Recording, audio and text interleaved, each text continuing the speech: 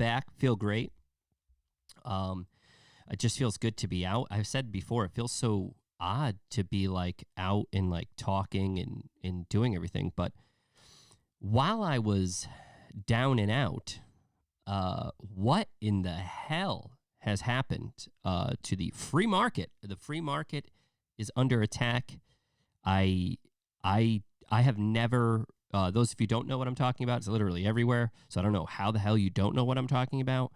The Robinhood app. Yeah. Papa, they are crooks. They're crooks. Ironically, they're called the Robinhood app, or Robinhood app, which is, that's what gets me. And I actually have been following it while on the couch, sick as a dog. So all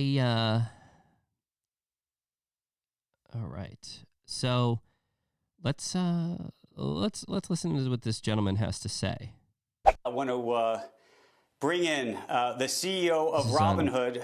Vlad Tenef is with us right now, and we appreciate you joining us on a day where there are so many questions. And as Melissa just said, there are, frankly, as you know, a lot of angry customers out there and a lot of questions about what took place and the decisions that you made to limit so many of your customers' ability to buy stocks like GameStop. Questions about whether you have a liquidity problem, whether you're trying to protect them from themselves, whether Citadel did this. Explain what happened today. Thank you for having me on the show again, Andrew. So what happened today was, as you pointed out, we had to make a very difficult decision. It's been a challenging day. We made the decision in the morning to limit the buying of about 13 securities on our platform. So to be clear, customers could still sell those securities if they had positions in them, and they could also trade in the thousands of other securities on our platform. So it was a difficult decision, and that's what we had to do as part of normal operations. Now, this guy Vlad Tenef, the CEO of Robinhood. If you haven't seen the guy, he does look like a bad guy from every Bruce Willis film. But he has black hair, very dark, has the Professor Snape thing going on. So he definitely, to me, probably is an evil guy. You do something that's almost never been done, and you do it on a, on a platform like this where, you didn't like what the outcome was. You had a bunch of billionaire and hedge fund people going, whoa, there's too many people making money right now, and that switches the wealth distribution on its end, and we don't like that. Let's shut this down. Anytime you can do that, I'm sorry, you lost me, and I think this will be the end of this app. But oh my God, you don't say that a bunch of billionaires are pissed when they're everything starts going down the toilet, and when the tables have turned, all of a sudden now they shut shit down, and it's like, whoa, papa, somebody didn't want a little taste of their own medicine here. So I think it's pretty easy, it's pretty safe to say that the system is definitely can be rigged against you if you make too much. It's like, hey, we want you to make money, but not too much money. You know what I mean? We don't want you to make too much money. Like I said, Vlad Tenef, I don't believe actually anything you're saying in any of the interviews that you've said it. I think that you're not protecting anything other than the big fat cat billionaires. And I'm not saying that to gain points with people who have lost. I'm trying to look at this objectively. And here's the thing. I just don't, and I don't even have Robinhood app. I don't have it. I mean, I have investments, but I do just like regular, like the 401k or Roth. I don't do anything like that. But, to sit here and to look at this bad guy from, Die Hard 6, to look at this guy, Vlad Tenef, you're a dick. Yeah, you're a dick. So that's, I don't really know. I'm not going to really get into that. The rest of it, I just think that this whole thing is a horse poo-poo, and I I definitely don't like it. Not really a fan of what's going on. I don't see how anybody can justify it any other way.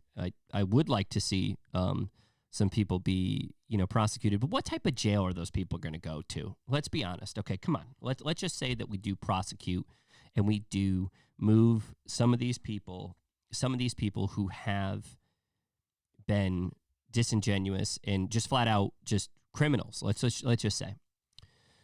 What jails are these people going to go to? These billionaires and millionaires, they're going to get a little slap on the wrist. They're going to go to some, like, the same place they sent Martha Stewart. She still has bacon pies and all this other stuff. And, she had an ankle bracelet on. She can go walk around outside.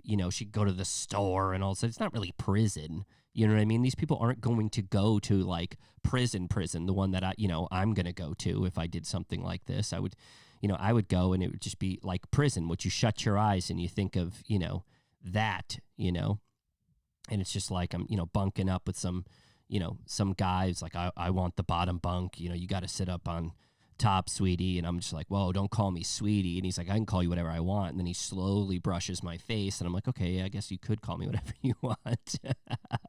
And they're not going to go to that type of prison. You know what I mean? They're going to go to a prison, like I said, I mean, that billionaires go to, it's like, and I'm pretty ssure they owned it. So it's like, yeah, they're just hanging out with the warden smoking cigarettes. You know what I mean? It's like, what are we asking for here? So we just have to be very clear what we're asking for here. So listen, I mean, that's all really I can say about that. I'm kind of just disappointed with everything. But so I was looking at some of the testing that's being done, these new tests that's in China. And I didn't know if it was true or not until, I did, witness some things. And because I was just on the couch, you'd be amazed in how far you can dive down deep. And unfortunately, that is a poor choice of words. You can go very deep into this new COVID test, which is China using the swabs for your anus. So they go in through your bum. They go in through other routes in your body.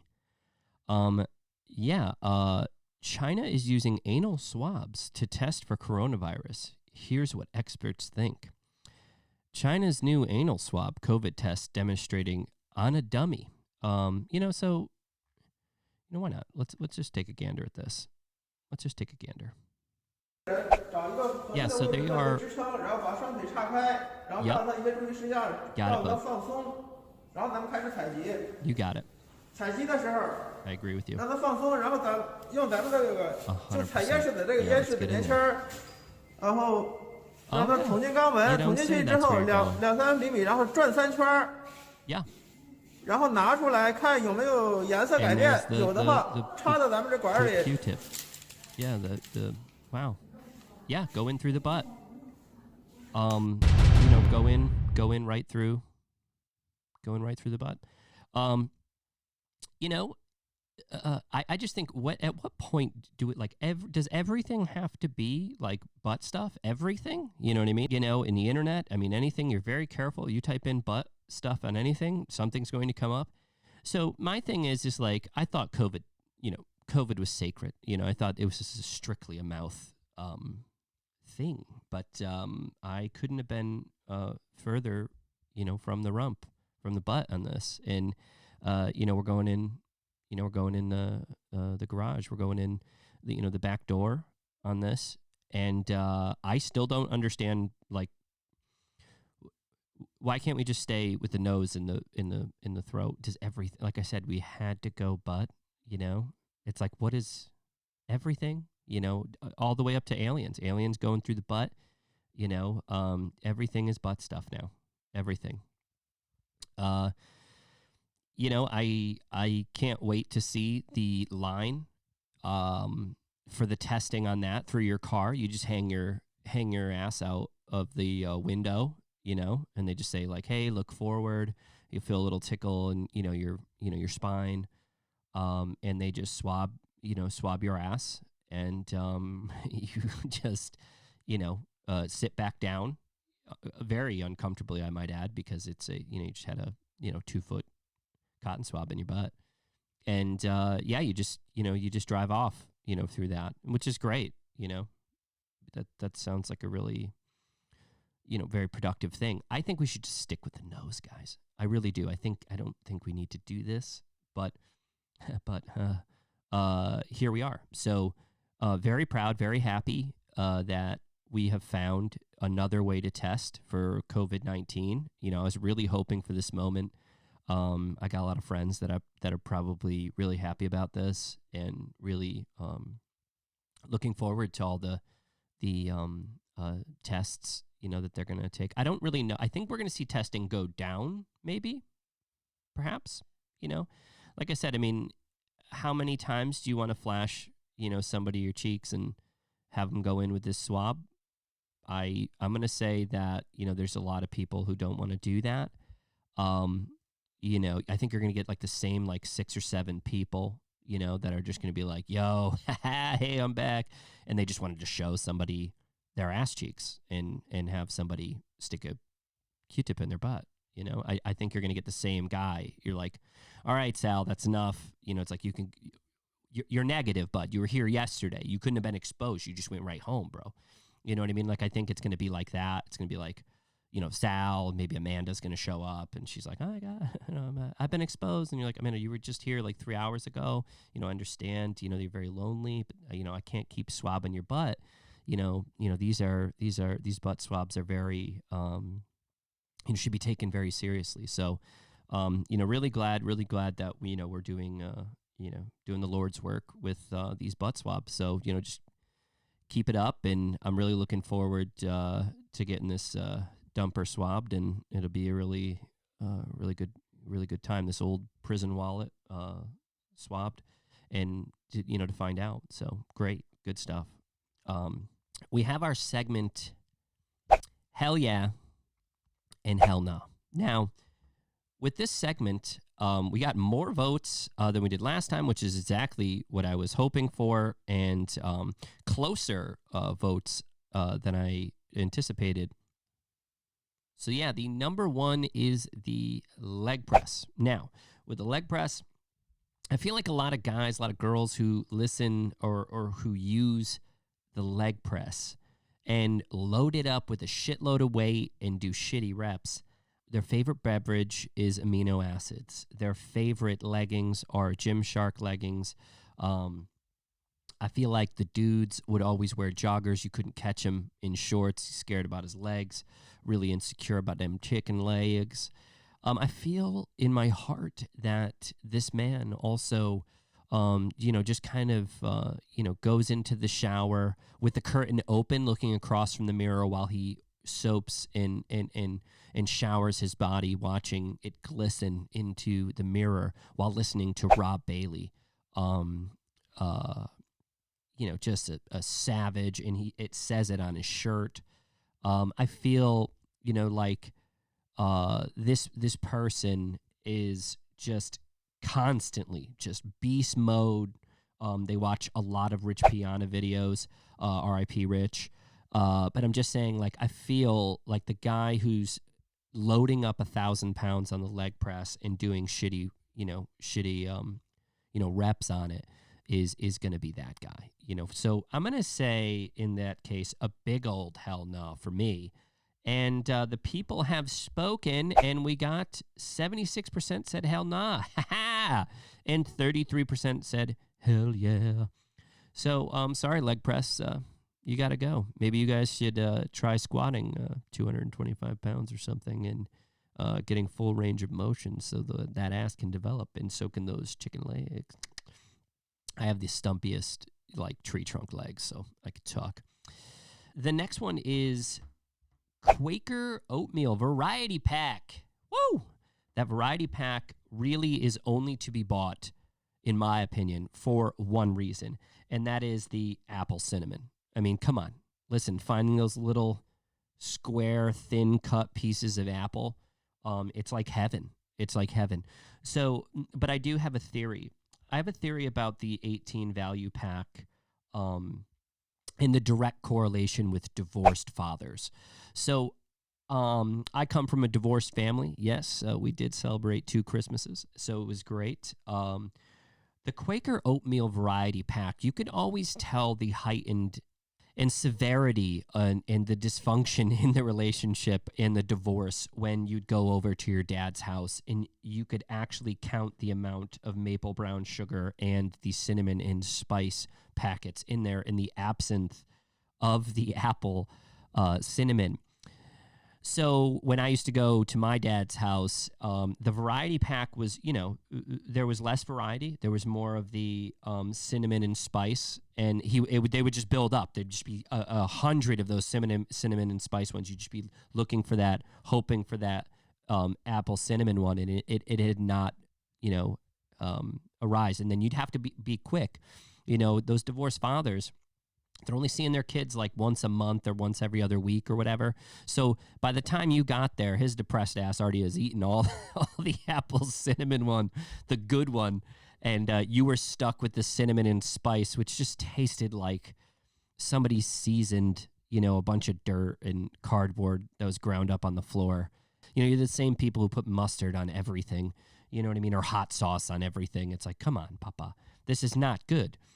Daddy's depressed and he ate all the apple cinnamon because mama doesn't want to be with him anymore. So I think that if you are, DCF or, for kids and stuff, if you want to find out if the environment is good, I think that you should be able to go in and count the amount of apple cinnamon packets that are in a Quaker value pack to see if the father cares enough to leave the child something that is actually tasty. So, I mean, there you have it. I pretty much just solved, how DCF should do things and work with children. You're welcome. And I feel like all of those kids now, we can really find out who the good fathers are and the good, mothers are. Mothers, generally speaking, would leave maybe just one or hide them under their bed so you at least knew where the hiding spot was. But fathers will just gobble them up. So the good fathers, this is a good test. How many packs of apple cinnamon did you leave for, your poor divorced 2-family, children? And, you're welcome. So I'm going to say hell yeah, just because of the apple cinnamon. And it is, yes, 52% said hell yeah, and 48% said hell no. So the people have spoken, Papa. Now, this next one is Grape Nuts. Grape Nut cereal. I think I don't really know, and the reason why I added this one in it was talked about that there's a grape nut shortage, and I think that's because it keeps really well. Listen, I need to be honest with you guys. I've only eaten grape nut cereal like 3 times, and all 3 times I regretted every minute of it. I think you have to be smart. I think you got to get more than like a. I need to be honest with you guys too. I don't know how GPAs work. I don't even know what the top number is. Right? Is it? I think you got to get above a 2.2 GPA. Is that a big number? I don't know if that's a big number. 3.0, 4.0. See how stupid I am? I have a 1.0 GPA. I bet that's pretty low. So, yeah, here I am. But I feel like grape nuts, like people who get accepted into Ivy League schools may eat it, or that dad, or in this case, parents that stay together probably eat grape nuts because they're boring and they've been together forever, and they've just given up, but they want to stay together for the kids because they're good people. So I feel like people who eat grape nuts, sleep in separate rooms. You know what I mean? They're so. The mom sleeps in her room, says that the dad snores when that's not really true. She just can't stand him. But I'm going to say a big old hell no. And 77% people said hell no to grape nuts, and hell yeah to grape nuts, 23%. So that's a big old hell no for grape nuts. The next one is the Wiener Dog. I'm still going to laugh when I say wiener. I think wiener's a really funny word. Here's the thing about the Wiener Dog. I think that the Wiener Dog doesn't have a whole lot of purpose other than bringing you joy. It's not one of those dogs that you're going to be like, yeah, we go hunting together or whatever. I don't think that's going to be the hunting dog. It's not going to, he's not going to be able to sniff out, really much. It's just a long dog with these tiny little paws. You all know what a Wiener Dog is, and we can all assess why they're called Wiener Dogs. They look like what is that? They look like a wiener. They look like a hot dog and a phallus? Is that what that's called? Phallic? Is that what that's called? I don't even know what that's called. I'm just saying words. See, this is the 1.0 GPA. I'm so stupid. Look like a phallus? That's what it is. Is it? Shit, I gotta look it up. I'm gonna look it up. Ah, yeah, phallus. A phallus is, and I spelled it wrong, because I spelled it Phalice, and it's actually spelled Phallus, and that means a tin hut peen. That's what that means, or in this case, a tin or a tin hut ween, because it's a Wiener Dog. So they look like hot dogs and weens. That's why they're called that. So you know what? I'm gonna say on these little phallus creatures. I'm gonna say in these little ween dogs. I'm gonna say hell yeah. I mean, how could you say no? And 82% said hell yeah, and 18% said hell no. I'm not really sure. Maybe they're just all wieners, all these little phallus dogs are they range in size, as do we all of the phallus. So I'm going to use that word a lot now because I looked it up and it's in my head now. Sorry. So yeah, that's a big old hell yeah for the Wiener Dog. Little ween dogs. Yeah. So the next one is the one, the only Nicolas Cage. Yeah. So how do we attack this? How do we really go into this? Like, Nick Cage is a force to be reckoned with. He's supposed to play Joey Exotic, and the new Joey Exotic film that's going to come out. I don't know if that's going to be good, because it's going to be like, hey, that's Nick Cage playing Joey Exotic to me. You know what I mean? It's Nick Cage. He's so out there that it is. And he's also in a Netflix swear words, curse words or whatever on Netflix. It's a documentary on swear words, which actually looks really good. All right, I've seen it. It's good. I've only watched like 2 episodes, but it seems to be good. And he's playing himself, so it's just him as the announcer, as Nick Cage. So I feel like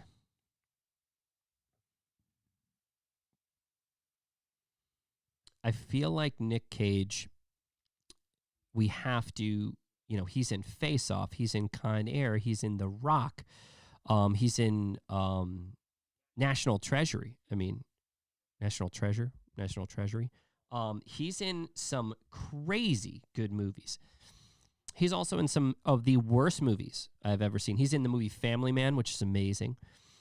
What's another good one? He's in one where he's got a bow. It's pretty good. And he was like the weatherman. That was actually a good movie. He's in Matchstick Men, which is very, very good. So he's in a ton of really, really, really good movies. But lately, the past 8 years, they've been like, Nick, you're going to say yes to every single opportunity that comes up. And he's like, yeah, I'll do it. I'll do it. So I feel like Nick Cage, I think like everybody has a little Nick Cage in them. You know what I mean? Like, that dude seems like a wild dude. Like, just some of the shit that has come out with Nick Cage. I feel like we all have a little Nick Cage in us. So, I got a lot of Nick Cage, in me. Wow, that sounds like a cry for help, really. That sounds like something, I'm going to come out later and say some things about him. But I want you to all know that you all have a little of Nick Cage inside of you. He's embedded in all of us. He's inside of all of us, is what I'm trying to say. I feel like you need to be honest with yourself on how much of Nick is in you. How much has Nick been inside of all of us is what I'm trying to get at. Yeah, Nick Cage is a lot like the China COVID test. He's going to go deep inside of you. And it's because he's just, like I said, he's a treasure. And as crazy as that dude is, I think he's American. I think he's got it. We got to respect him. And I'm going to say hell yeah to Nick Cage. Oh, no. 56% said hell no. 44% said hell yeah. The people have spoken. That's a hell no for Nicolas Cage. Oh, my God. I'm sorry, Nick. I was a hell yeah for you, bud. Not everybody's happy about Nick Cage, but I am. So listen, thank you all. Make sure you guys like, share, and subscribe. Seriously, I really do appreciate everything. I'm able to do the things that I actually really enjoy doing and talk about. You guys make it super easy for me, and make sure you like, share, subscribe. And listen, I'm out of here. Next week, I'll make sure that we put out those hell yeah, hell no subscribing stuff. So if you guys have anything you want me to hell yeah and hell no and go through, we'll do it. So I'm out of here. Thank you all. I'm gone. Later.